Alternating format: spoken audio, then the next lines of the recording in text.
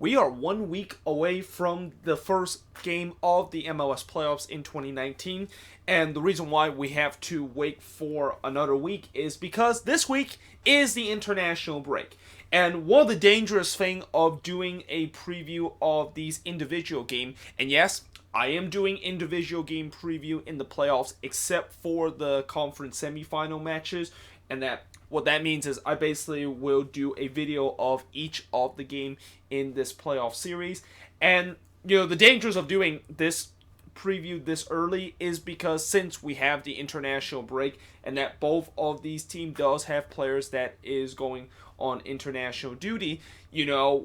those players, we don't know if they can get injured doing the international duty, and that if they do get injured doing international duty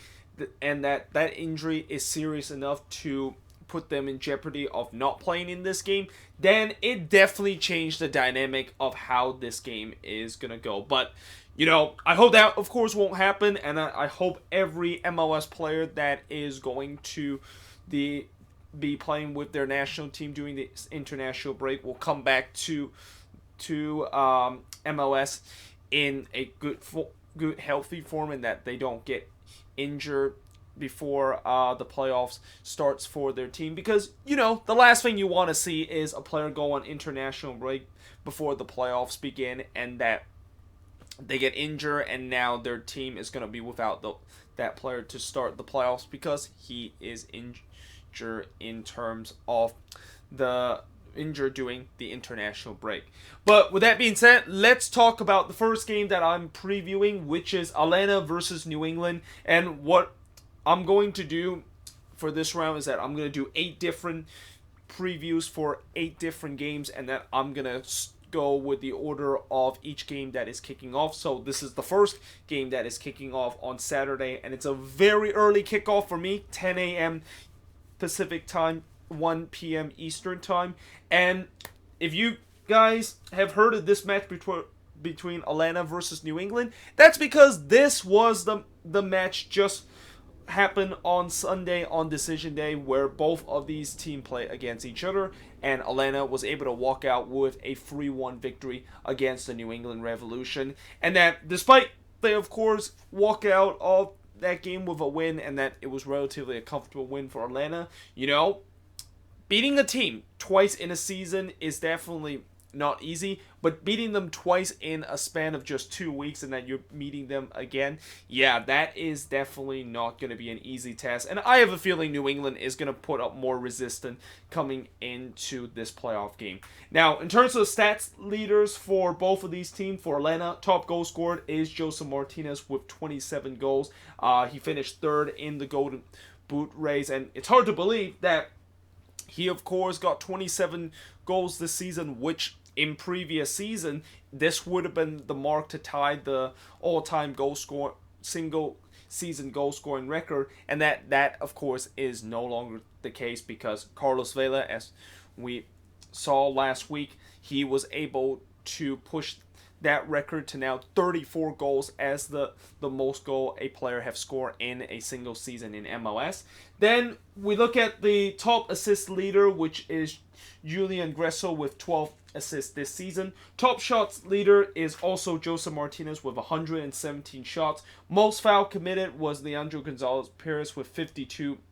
fouls committed this season. And in terms of goalkeeper saves and shutout, Atlanta only played Guzan for all of their game, and that during that time he was able to save 91 shots and have 14 shutouts during the season, which I believe that's the most that any goalkeeper has had so far this season, and also kind of ties the record as the most shutout a goalkeeper is able to get in a single season. Now for New England, their top goal scored is Carlos Hill with 10 goals. Top assist leader, also Carlos Hill with 14 assists. Top shots leader, also Carlos Hill with 67 shots. Most foul committed, Luis Caicedo's with 79 foul committed this season. And goalkeeper saves and shutout, New England of course started free goalkeeper doing this season. Their goalkeeper that they started the most was Matt Turner, who was able to register 87 save and 5 shutout. Then it's Cody keeper with 29 saves and 1 shutout, and then followed that by Brent Knighton, who had 18 saves but didn't register a clean sheet during this season. Now, in terms of the last 5 games for both of these teams, for Atlanta, they, of course, as I mentioned, won 3-1 against New England on decision day. They, of course, drew 1-1 on the road against Montreal, then lost 4-1 on the road to NYCFC, won 3-1 at home against the Quakes, won 2-0 against FC Cincinnati on the road. And yeah, that is the last 5 games for them heading into the playoffs. For New England, they lost 3-1 against Atlanta on the road, won 2-0 against NYCFC at home, drew 2-2 in a very controversial game between them and the Portland Timbers, drew 0-0 to RSL at home before drawing 3-3 against Orlando City in one of the most exciting games of the season. So no doubt Atlanta, I think, has the favorites in terms of the fact that they're coming into the playoffs. Definitely the team that have the momentum, and that New England, they actually have only won 1 game out of their last 7 matches heading into the playoffs, and that is definitely not an ideal form to head to the playoffs. Head-to-head record between both of these teams, and I actually was originally going to talk about the last 5 match between both of these teams head-to-head, but I decided to look at the last 6 matches because there's only been 6 meetings between both of these teams, and over the last 6 meetings between both of these teams, only one team is able to get a win, and that, of course, is Atlanta United, as they, of course, won 3-1 in the last meeting against New England, then won 2-0 against New England, win 2-1 against New England again, drew 1-1 against New England, drew 0-0 to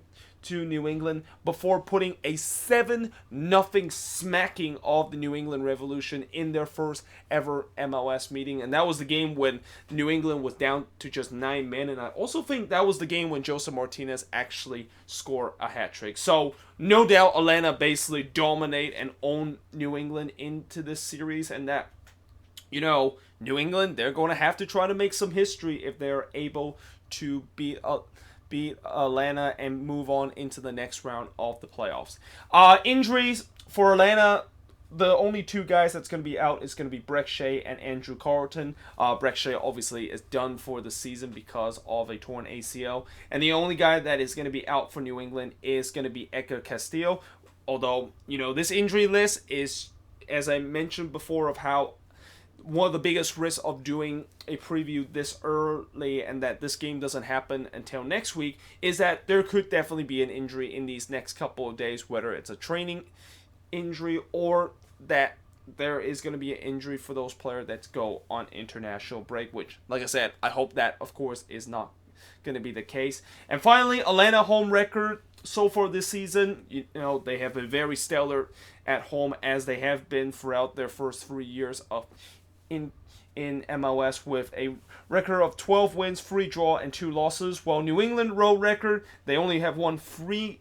games, drew 8 times, and lost 6 games so far on the road. So when you look at all the stat line, and you know, if you, of course, want to know who is going to be the favorites in this game, yeah, it's obviously Atlanta that's going to be the heavy favorites. I mean, you know, New England, there's a lot of odds that is going to be stacking against them, especially the fact that they have to go on the road to play against an Atlanta team that has been pretty unbeatable so far at home ever since that slow start to their season. But like I said, there is one thing that I think maybe New England could be a little bit optimistic, and that, of course, is that you don't usually see a lot of times where when both of these teams face off in a short span, that, you know, the team that won the first meeting is able to duplicate that result by winning the second meeting. Although the bad news is, you know, remember last year when the Union and NYCFC was facing off each other, and how that was also a meeting in the playoffs that just happened on decision day, which NYCFC was able to win against the Union. And then during the first round of the playoffs, NYCFC would be basically followed the suit of what they did on decision day, which is winning against the Union and actually winning by the same score that they won on decision day. So I'm not saying this could be a 3-1 win for Atlanta, but that being said, with the fact that it's not always where, when two teams are facing off each other in a short amount of time, that, it's impossible for a team that able to win the first meeting to, of course, follow suit and win the second meeting in just a couple of weeks. But when you look at it, this game, I mean, I think out of all the playoff series, I'm pretty sure a lot of people know what's going to happen in this game, which is Atlanta is going to win. And especially with Josef Martinez, who miraculously is back healthy and back scoring goals for this Atlanta team. I don't know if there is a lot of chance for New England to win this game. I mean, unless if Carlos Hill is going to have the game of his life and that New England does get to a good start in this game, then maybe they can have a shot. And also, if they can contain Josef Martinez in this game, maybe they could also have a shot to potentially pull off a big upset. I mean, if New England does win this, I think this could regard as one of the biggest upset we have ever seen in MLS playoffs, especially with an Atlanta team that is destined to try to defend their crown, and that this is a game where, you would think that they should be win, knowing all the stats and all the odds, of course, is going to be in favor of them. But let me know in the comments below, what do you think of this game and what's your prediction in terms of this matchup? I mean, if I had to make a prediction, I would say Atlanta would win this one because, I know New England, obviously they want to they're going to make some adjustment, and I'm pretty sure Bruce Arena learned his mistake of what happened in the match on decision day where he saw his team lose 3-1, and that they'll be more prepared heading into this first round of playoffs. But when you look at just all the stats and all the odds that goes against New England in this game, and especially if Atlanta can score an early goal in this game, I think it's just all but done. I mean, if New England is able to get up 1 or 2-0 early, I might as well just kind of switch off my TV and know that, yeah, New England is going to be in for a very rough time, and that the early exit for them in the playoffs is going to be very imminent. But let me know in the comments below, what do you think is going to happen in this game and your prediction of this game. But yeah, hope you guys enjoyed this video, and I will see you guys next time.